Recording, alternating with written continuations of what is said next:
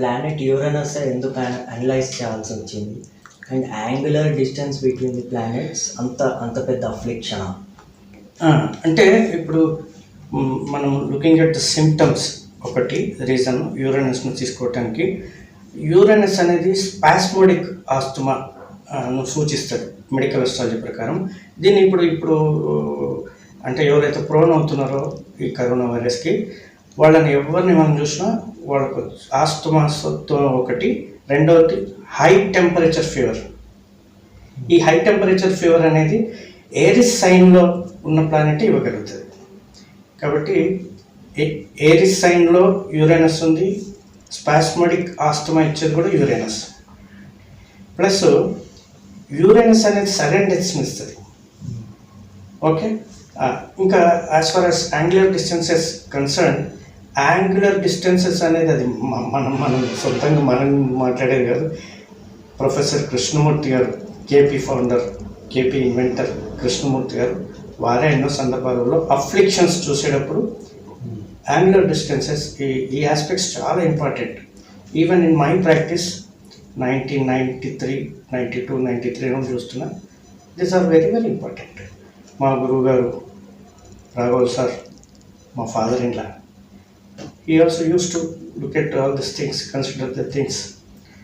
అయితే అది ఇంకోటి, ఇప్పుడు మనము అన్ని ఈ విషయాలు చూస్తుంటే కూడా యురేనస్ ఈజ్ ఇన్ అశ్విని నక్షత్రం, కేతు స్టార్. కేతు ఏంటి? మోక్షకారకుడు, డెత్స్, కైండ్ ఆఫ్ డెత్స్. అంటే ఒక వ్యక్తి యొక్క ఎండ్ కూడా సూచిస్తుంది కేతు. అవన్నీ కనబడుతున్నాయి కదా. కేతు వైరాలజీ కూడా చెప్తుంది. ప్లస్ నెప్ట్యూన్ అనేది కంటేజియస్ డిసీజెస్ చెప్తుంది. ఇప్పుడు ఓసిడి ఇట్లాంటి ఊరికే కడుక్కోవటం, ఆ డిసీజ్ కాకపోయినా అందరం అదే చేయాల్సి వస్తుంది. వరల్డ్ వైడ్గా we are asked to do such thing. కాబట్టి ఇవన్నీ మనకు. Plus moreover mundane astrology ప్రకారం first house of the zodiac, అంటే ఫస్ట్ హౌస్ అంటే అసెండెంట్ అనుకో, అది ప్రజలను ఇండికేట్ చేస్తుంది. ప్రజల యొక్క బాగోగులు, మంచి చెడులు, ప్రజలు పడే కష్టాలు అవన్నీ చెప్తుంది.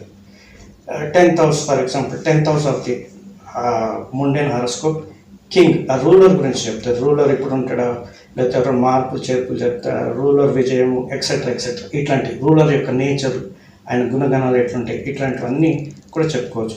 అయితే ఇప్పుడు న్యాచురల్ జోడియాక్లో first sign of the natural zodiac is Aries, మేషరాశి.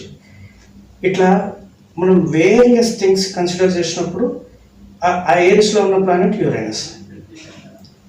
అంటే ఇప్పుడు సెలెస్టియల్ ఈక్వేటర్ దగ్గర 0 డిగ్రీ దగ్గర స్టార్ట్ అయ్యేది ఏరిస్ సైన్, కాబట్టి దాన్ని ఫస్ట్ సైన్ కింద తీసుకుంటాం. అట్లా ఇవన్నీ మనము చూసుకున్నప్పుడు అన్నీ కూడా యురేనస్నే మనకు చూపెట్ట, అంటే మనకు అది అర్థమవుతుంది యురేనస్ ఇస్తుందని.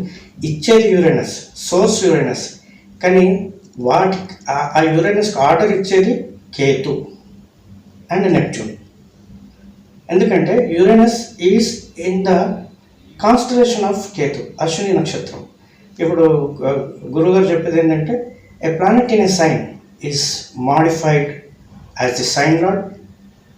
At the same time, a planet in a constellation is signified by the constellation lord.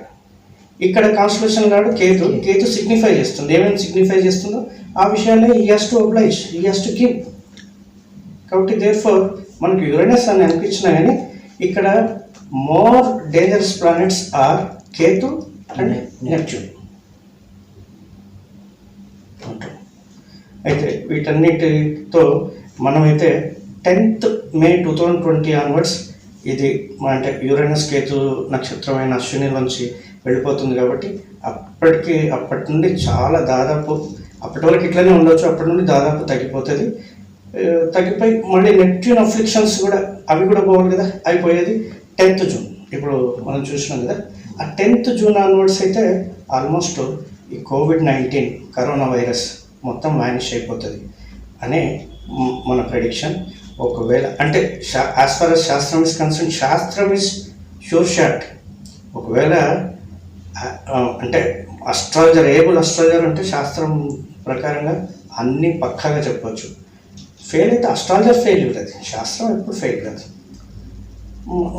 కాబట్టి అన్నీ మంచిగా జరుగుతాయని ఆశిద్దాం.